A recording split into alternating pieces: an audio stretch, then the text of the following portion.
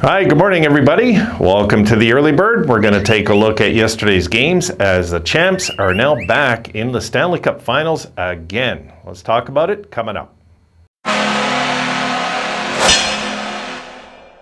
Oh my goodness, they did it, and they did it convincingly. What did they give up in the last?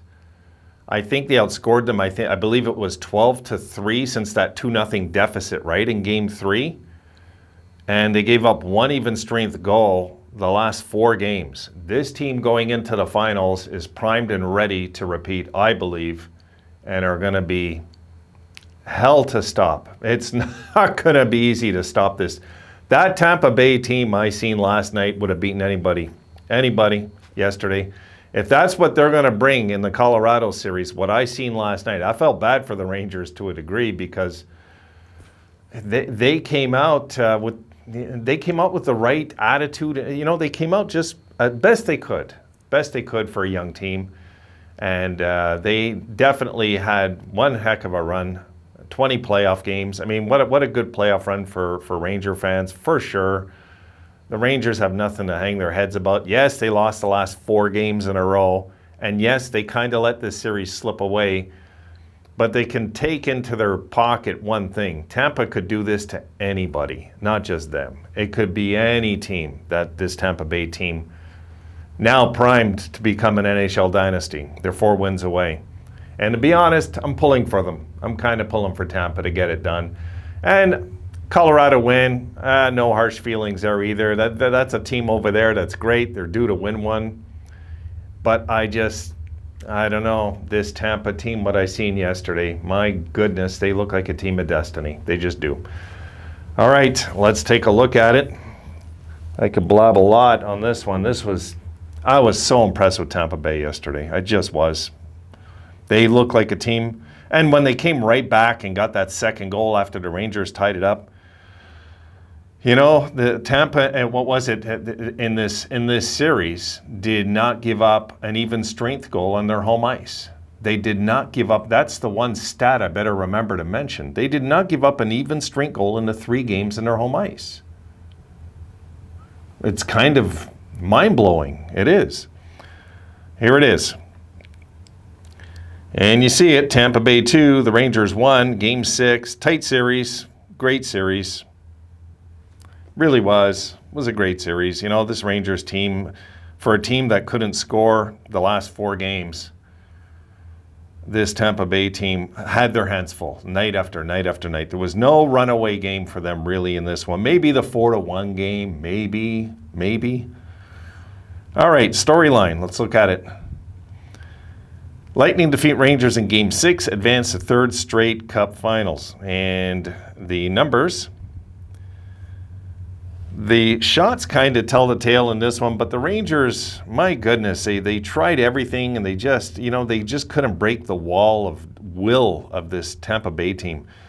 They had 21 shots, Tampa had 31. Very impressive night on the faceoffs for the Rangers, I'll say, though, 58% to 42. Again, their power play, 1 for 2, Tampa Bay 0 for 1. And high hitting affair, 42 hits for the Rangers, 34 for the Lightning. Blocks, 18 for the Rangers, 17 for the Lightning. And the giveaways, low mistake-free game practically. 4 giveaways for the Rangers, 3 for Tampa. Shots on goal. First period, 11-7 Tampa Bay, 12-6 Tampa Bay in the second. And that set the tone going into the third. And 8-8 was actually, I would consider, a moral victory for the Rangers in that third period. Total, again, 31-21 in favor of the champs. So Tampa Bay have escaped elimination since Game 6 in overtime with the Maple Leafs. They just continue to move on. And that happens when a team has a dynasty. And I think this could be a dynasty. I do. This is something that maybe I shouldn't have maybe not written off, but kind of doubted at times in this playoff, because Tampa Bay struggled with the Leafs, but the Leafs would have given anybody a run in that series the way Toronto played. Toronto really played good. We know it. Toronto played really good. And they just happened to have the bad luck of running into an NHL team that is in the finals for the third straight year. First team since the Oilers to get there, 3 straight years. And attempting to be the first team to have a real dynasty, not one of these fake watered-down dynasties that people like to call their teams nowadays. 3 in a row. Be the first dynasty since, I consider the first NHL dynasty since the New York Islanders. You know, the Oilers, I consider that an era. 2 in a row, loss, 2 in a row, loss, and then another cup. There shouldn't be margin for error in 3 consecutive years if it's called a dynasty. Just the way I live it, guys. But I live in Montreal, and that's the bar. That's the way it's set out here. You know, except maybe the younger crowd doesn't know that. But when I was growing up here, 3 in a row was a dynasty, so it's ingrained in my head, and I believe it is. I really do. You gotta have a consecutive streak, not just 2. You gotta have 3. You know, so if they get this done in this era, where the parity is so strong in the NHL, my goodness, you know, this is really quite the accomplishment. And they do it during a pandemic, you know, this bubble playoff. I mean, it was hard for anybody to be 100% motivated, but that was a team that was hungry. That was a team that just fought through it and got it done. And here they are again. And this is going to be a fun series now. Oh, Lord, here we go. All right, come on in. Come on.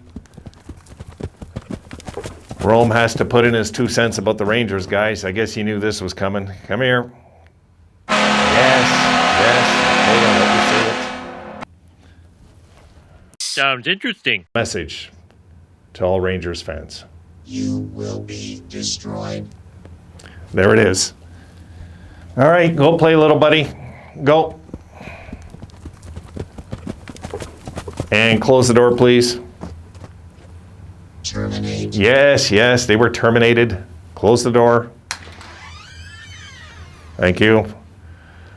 Sorry about the interruption. For folks that are new to the channel, Rome tends to do that every once in a while. Okay, so now that Rome's gone, he's celebrating. That's the happiest I've seen him since the Sabres' last win of the season.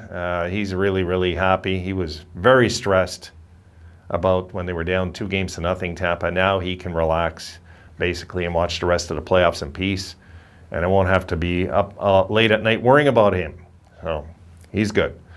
So now we got we really do have the 2 best teams in this era meeting each other finally, I think. I think it's safe to say that. You know, Montreal was a Cinderella run. So was Dallas their year, you know. So I think this is the era now, the series that we've been waiting for. Really, a lot of us as hockey fans want to see this showdown. And I'm going to, I'll do my predictions video later on today. I'm going to give my predictions on that one. But I see this as one heck of a series. We're going to have a fun skating series. How strong mentally is the Colorado Avalanche? That is the question going into a series like this. We know they're good. We know they're talented. But how strong are they mentally? That's what it's going to come to now. They're going to have to be able to cope with a lot.